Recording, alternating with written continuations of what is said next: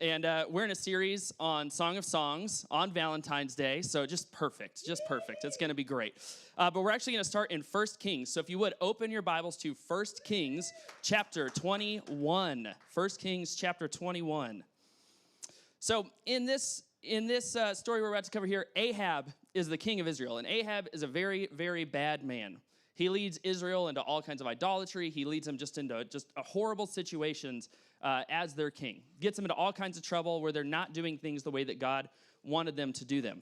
And so in 1 Kings 21, he's just had a time where he's going to get in trouble because he lets an enemy king go in a battle that he shouldn't have let go. And so God gets upset with him. He declares this punishment, and Ahab actually has a contrite heart and repents a little bit for it. And so God relents from what he's going to do. And so this very next chapter, we have Ahab, and he's really excited about Naboth's vineyard. So some time passed after these events, talking about this big war and what had gone wrong. So some time passed after that, and Naboth the Jezreelite had a vineyard. It was in Jezreel, next to the palace of King Ahab in Samaria. So Ahab spoke to Naboth, saying, "Give me your vineyard, so I can have it for a vegetable garden, since it's right next to my palace. And I'll give you a better vineyard in its place, or if you prefer, I'll give you its value in silver." But Naboth said to Ahab, "I will never give my father's inheritance to you." So Ahab went to his palace, resentful and angry, because of what Naboth the Jezreelite had told him. He had said, "I will not give you my father's inheritance." He lay down on his bed, turned his face away, and didn't eat any food. So we have a vexed and sullen leader of a nation, okay? And it's just not a good look for pouting leaders, right? If you're a leader, pouting and acting this way, not a good choice, not a good look for you. So he's very upset about this vineyard. And this guy has anything he could ever want. He is the king of the nation, but there's this one thing that he can't have, and so he's throwing a temper tantrum about it. And so his wife comes and finds him. It says, "Then his wife Jezebel came to him and said to him, 'Why are you so upset that you refuse to eat?' And he said, 'Because I spoke to Naboth the Jezreelite. I told him, give me your vineyard for silver, or if you wish, I'll give you a vineyard in its place.' But he said, 'I won't give you my vineyard.' Then his wife Jezebel said to him, 'Now exercise your royal power over Israel. Get up, eat some food, and be happy, for I will give you the vineyard of Naboth the Jezreelite.' So she wrote letters in Ahab's name and sealed them with his seal. She sent the letters to the elders and nobles who lived with Naboth in his city. In the letters she wrote, 'Proclaim a fast and seat Naboth at the head of the table. Then seat 2 wicked men opposite him and have them testify against him, saying, "You have cursed God and the king. Then take him out and stone him to death." So the men of his city, really upstanding guys that are elders and nobles in this city, they did just as Jezebel had sent word to them, just as it was written in the letters she had sent them. So they proclaimed a fast and seated Naboth at the head of the table, and the 2 wicked men came in and sat opposite him. Then the wicked men testified against Naboth in the presence of the people, saying, "Naboth has cursed God and the king." So they took him outside the city, stoned him to death with stones. When they sent word to Jezebel, Naboth has been stoned. Then they sent word to her and said, "Naboth has been stoned to death." When Jezebel heard that Naboth had been stoned to death, she said to Ahab, "Get up and take possession of the vineyard of Naboth the Jezreelite, who refused to give it to you for silver, since Naboth isn't alive but dead." When Ahab heard that Naboth was dead, he got up to go down to the vineyard of Naboth the Jezreelite to take possession of it. So what we see here is part of, why Jezebel sort of has a bad reputation. This is kind of the thing that she was known for. This is kind of her gig. But what we see here is what I would consider artificial poverty. This guy has so much power and has so many things that he could have at his disposal, and he gets so fixed on this one thing that he's willing to do anything to take possession of it, to steal it from this other person, that he'll go to great lengths to take whatever he can get. When I was a freshman in high school, all the cool kids that could drive, or freshmen that were cool enough to be friends with older kids, got to go to lunch places. So like you could go to Wendy's or McDonald's or Subway, or if you were really feeling up for it and could really get to town fast, you could drive 10 miles to the nearest Taco Bell and get yourself some Taco Bell. I wasn't cool enough to have friends that were older than me, and so we were stuck with either eating the food that was at the school or heading to the Gopher Foods right next door. We could go and we could walk on over to the Gopher Foods. My mom's here today, and I don't remember if I told her this story before. Yep. This is always how it goes. So we got to walk. We'd walk over to the Gopher Foods. And I had money at school, mind you, to buy whatever I wanted for lunch at the school. But I had my heart set on some combos. Okay? Yeah. Have you ever had, we didn't do the baked pretzel ones. They were just the pizza ones. But these are basically, what's the name of the dog treat that looks exactly like this? I think they're the exact same thing. Yeah. But for some reason, combos and like some Dr. Pepper, that's what I was after. They were smaller bags, so they fit better in my pocket when I didn't have the money to buy my combos. Yep. So I gave myself the 5-finger discount many times on a couple bags of combos right in my hoodie and never got caught. Now, there was a time that I saw someone over at the Gopher Foods that did get caught because, this is what all like the 15-year-olds were doing. We're all going in there not buying things. We were all stealing things off the shelves because we were terrible, terrible kids. I'm so grateful for the kids in Young Nation that make good choices that my kids can look up to because they can't look up to teenage me. They shouldn't. So there was one time I saw a kid get busted, and I thought, oh, man. I could just imagine going home to my mom and dad and telling them that I got caught stealing a 60-cent bag of combos.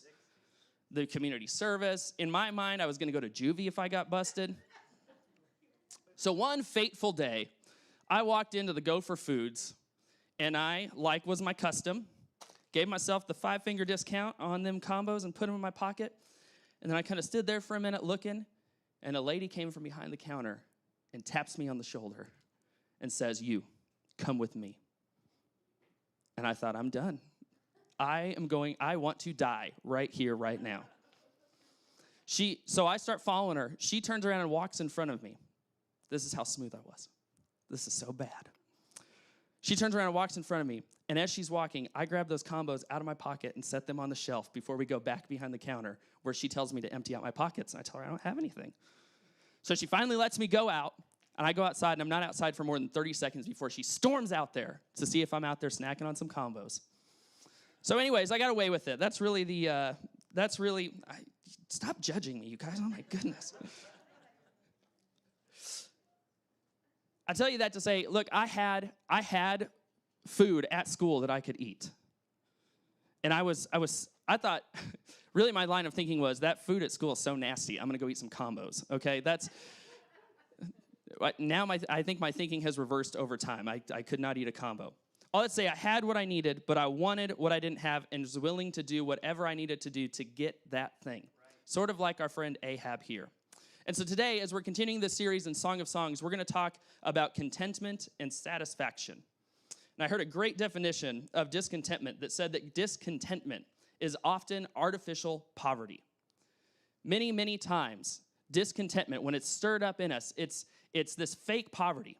It's looking at everything that I have and going, not enough. I want more. There's something else out there. This isn't it. This isn't satisfying. This won't do.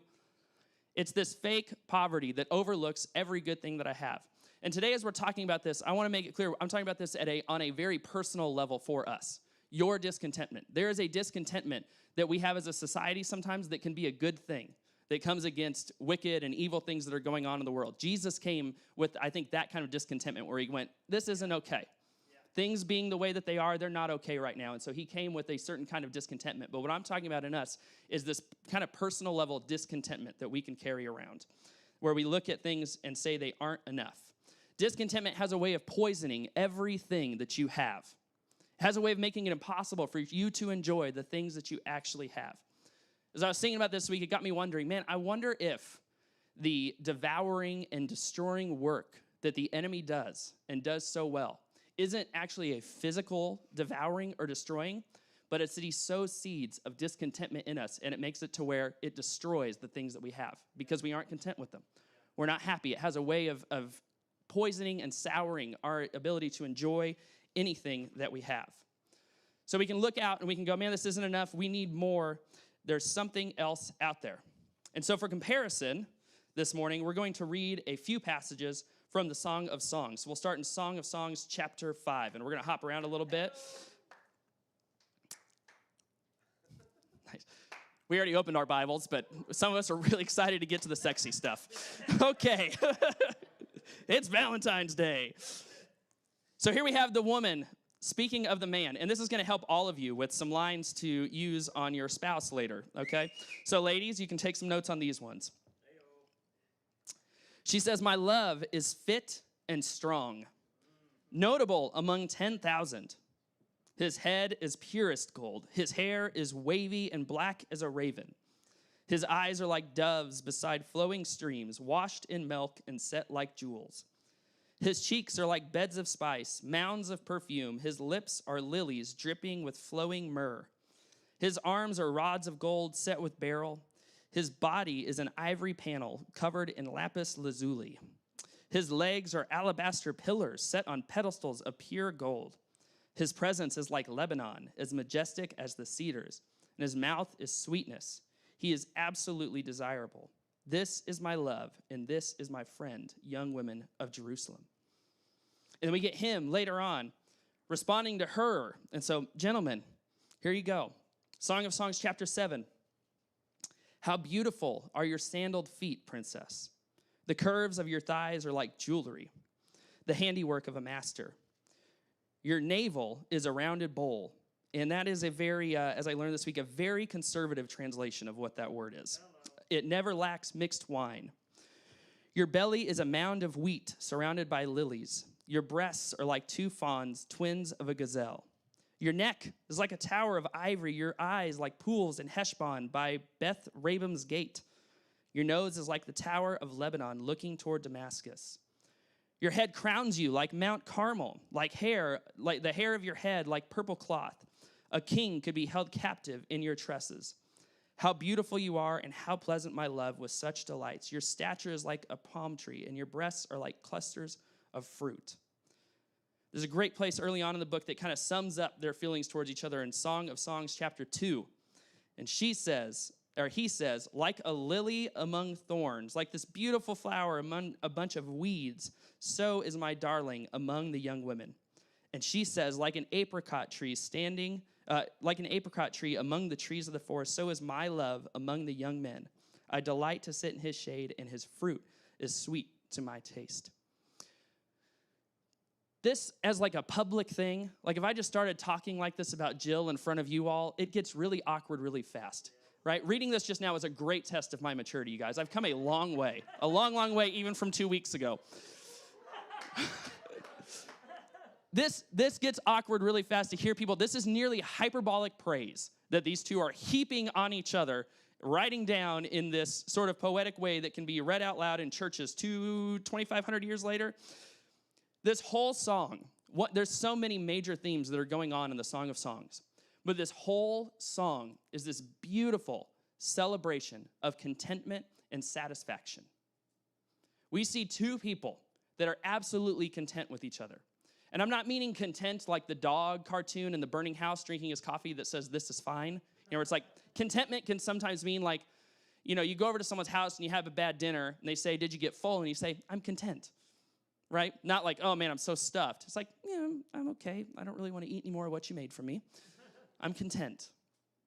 That's not the kind of contentment we see here. This is an over-the-top sort of like, I am completely satisfied by you. It's this beautiful celebration of satisfaction and contentment. These two lovers are completely content with each other. There's this sense of I am yours and you are mine. It's not settling. And here's an interesting thing, just kind of as a side with this.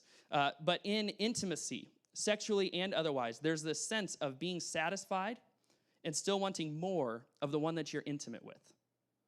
Right? Where I go, man, I am completely content with my wife. She satisfies my desires, but there's still this desire in me to know her better. Right? There's this deepening that we can have where we can go, I'm content, but I still want more of you. Where it's not a discontentment. I desire to have more of you. There's a rhythm of wanting and chasing and then got you and then want you again. And so we can go, okay, we're talking about contentment, and I've tried really hard to just like click my heels together 3 times and say, be content, be content, be content. And it doesn't ever actually get me anywhere. I try really, really hard to be content, and it's not working. And so I want to talk a little bit about how we actually get to a place where we are content with the things that we have, where we are content with our relationship with our spouse, with our jobs, with our friendships, with our experience that we're having in school, whatever the case might be, where we're content in any season. So I think that one of the secrets of contentment is to cherish what you have. Actively cherishing what you have wars against the artificial poverty of discontentment. Where I go, man, I may not have a lot, but I really love and cherish and celebrate and rejoice over the things that I have. And we see it here. These two lovers are cherishing each other in such an awkward and active way. They are cherishing each other. And so cherishing things actually causes us to become more content. And this is something of a choice, though, to choose, to decide to cherish things. I have to imagine that this doesn't always come naturally for these two to speak to each other this way.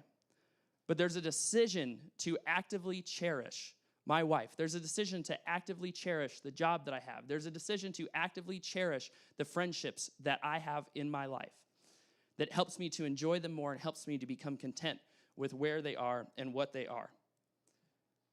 Contentment has a way of saying, I'm going to make the most out of what I have. I'm going to cherish what I have, even if it's not a lot. I have the ability to be content, to cherish what I have, to make the most out of what I have. Discontentment just looks and says, I can't do anything with what I have. There's something else out there that I need. There's something else that I need to obtain to be able to be content. Where contentment just says, what I have, whatever it is, I honor it, I celebrate over it, and I'm going to make the most out of the things that I have. Love this quote by G.K. Chesterton that I think kind of fits in here, that gets at this idea of sort of this reversal that can happen, where we can go, man, I don't have enough, I don't have very much, I could have more, I need more, all these things. And there are marketing companies that spend an insane amount of money and know exactly how to push buttons in your brain to make you feel like you don't have the thing that you need. You're missing out on something. They're very smart at doing this and making us feel discontent. So I love this way that Chesterton talked about this. He says, I could never mix in the common murmur of the rising generation against monogamy, because no restriction on sex seemed so odd and unexpected as sex itself. Keeping to one woman is a small price for so much as seeing one woman. To complain that I could only be married once was like complaining that I could only be born once. It was commensurate with the terrible excitement of which one was talking. It was incommensurate with the terrible excitement of which one was talking. It showed not an exaggerated sensibility to sex, but a curious insensibility to it. A man is a fool who complains that he cannot enter Eden by 5 gates at once. Polygamy is a lack of the realization of sex. It's like a man plucking 5 pears in mere absence of mind. To flip this idea where we go, man, it's not enough. I can't just keep to one person. I can't just keep to this thing. To go, man, I celebrate the fact that I even get to see one woman. What an incredible gift from God. It's not such a large price to pay to be able to enjoy that. And here's the thing. We have a contentment problem. We have a massive contentment problem where we keep on searching. And it's like we have these radars that go up, that look and try to find whatever that thing is that's going to fill that need. And when we feel content, that radar shuts off. But so often I feel like we're out there just waiting and searching and trying to find the thing that's going to fill whatever felt need we have. We so commonly say the grass is always greener on the other side. Peeking over the neighbor's fence via social media, whatever the case might be, we just look over and go, oh man, all their friendships are so much better than mine. Oh, their kids, they're so cute and they're so perfectly well-behaved all the time. Mine are. I'm sorry. Oh man, that person, that new person, just seems like they ignite something new in me that I've never felt. And so this relationship that I'm in now, I don't think it's doing it for me. I think I could be more alive and more the person that I'm meant to be over there, even if it means breaking off a covenant that I've made. There's something new, there's something intriguing, there's something exciting, and it just looks, it's paradise. It's paradise over that fence.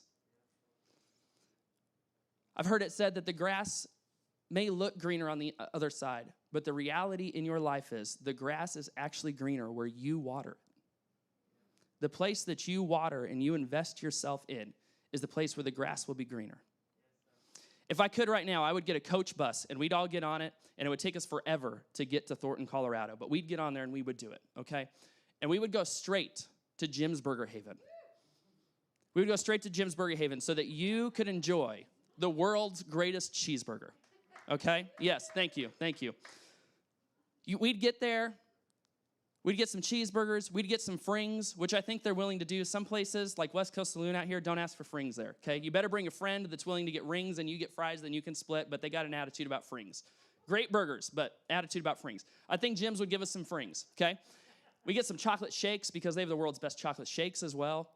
And we'd sit down in this really old-looking kind of diner-themed restaurant, and you would start eating the cheeseburger, and you would probably pretty quickly realize that it's a very average cheeseburger. But I would tell you all the stories. I would tell you all the stories of the times that I've spent at Jim's Burger Haven. And the fact that maybe my grandma worked there at some time or not, I don't know, something like this, one of her first jobs. But we always, so many nights, Grandma would bring home sacks of burgers and chocolate shakes from Jim's Burger Haven. And they always said their little tagline was a square meal on a round bun. And as a child, I thought there's nothing square in here. I don't understand what this means. Very literal. Not a lot has changed. And she'd bring those home, and it would always mean, like, we're going to have a really great night tonight. So many times we got to go there, and we ate dinner there, and it was always like this great family occasion.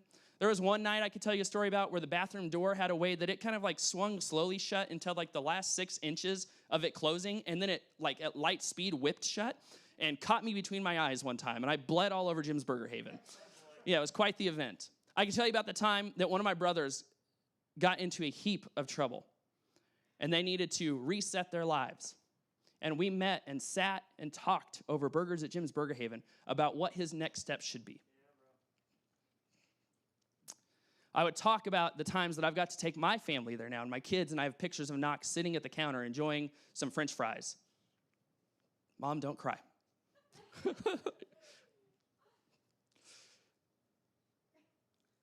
I could tell you about all these great experiences, and you would soon realize that my love for Jim's Burger Haven has something to do with the food, but it really has to do with how many stories I have about my times at Jim's Burger Haven, with how much I've invested myself in Jim's Burger Haven, with how many things, important moments I've had in life over a burger at Jim's Burger Haven, and you would realize that that's really what makes it what it is.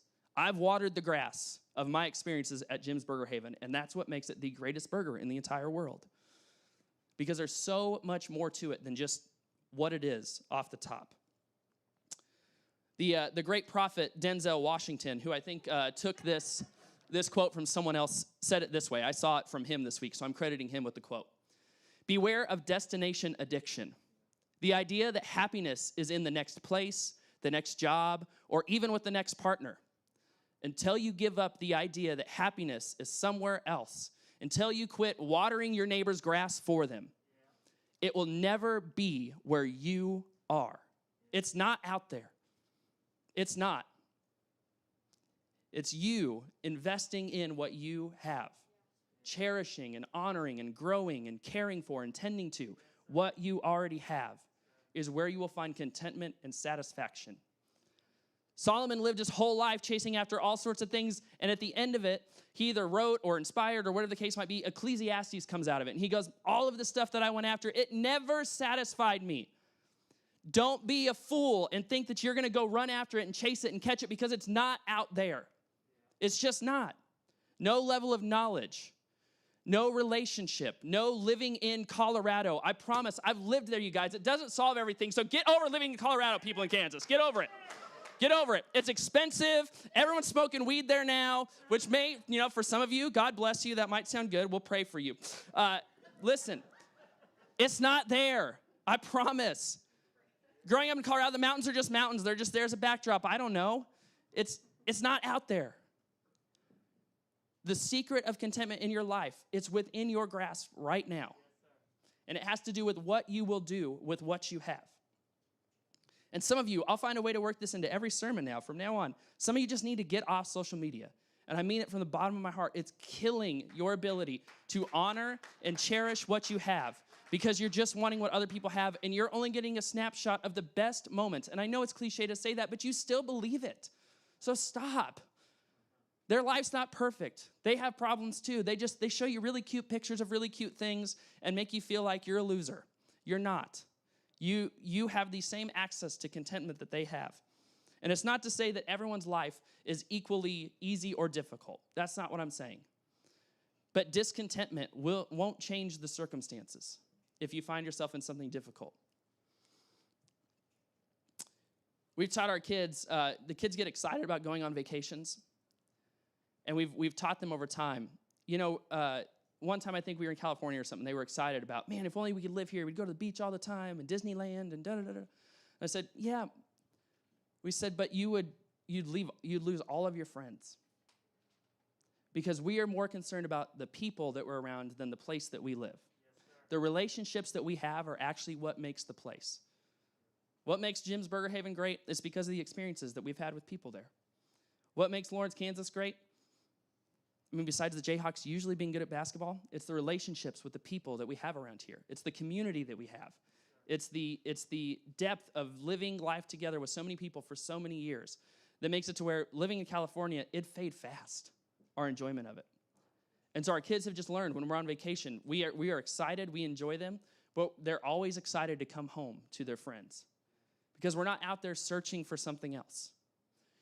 We cherish the things that we have. Proverbs 5 talks about this wayward woman, and it's in very similar language to some of the things that are going on in Song of Songs. I won't read it, but I'll say, in Proverbs 5, it talks about how attractive. Listen, the wayward woman looks hot, okay? They're talking about how fine she is the whole time. But in the end, it leads to death. The grass might look greener, but the bridges you're going to burn are going to lead to death. One of our contentment problems is that we have this way of absolutely magnifying all of the pros in the neighbor's grass and then magnifying all of the flaws with our own. Where we overlook the fact that of how many things would be ruined and wrecked and how many things wouldn't work out and all of these sorts of things if we went after this other sort of thing. The grass is greener until you get over there, essentially. So choose to be content, choose to be at ease, choose to be satisfied, and choose to be at peace. Because our ability to be content is what actually breeds the shalom of God, the peace of God in our lives. It's hard to be at peace when you feel like there's something out there that you need. Contentment actually bleeds into our ability to be generous as well. It's really, really hard to be generous if you are discontent and think that you don't have enough. It's really hard to be generous. And so by being generous people, it's one of the ways that we proclaim our contentment, where we go, I have enough. I have what I need. God's been good to me. I trust him. So choose to be content. There's a great choice to this. So for a quick left turn with this, as we kind of wrap up, we've been looking at this allegory in a lot of ways as a way of talking about the human relationship with God's wisdom. Where, yes, this is a beautiful, beautiful example and way of elevating and talking about human sexuality and the joys of marriage and all of these kind of things and intimacy. But there's also kind of this underlying theme where it got put in with these other books of wisdom.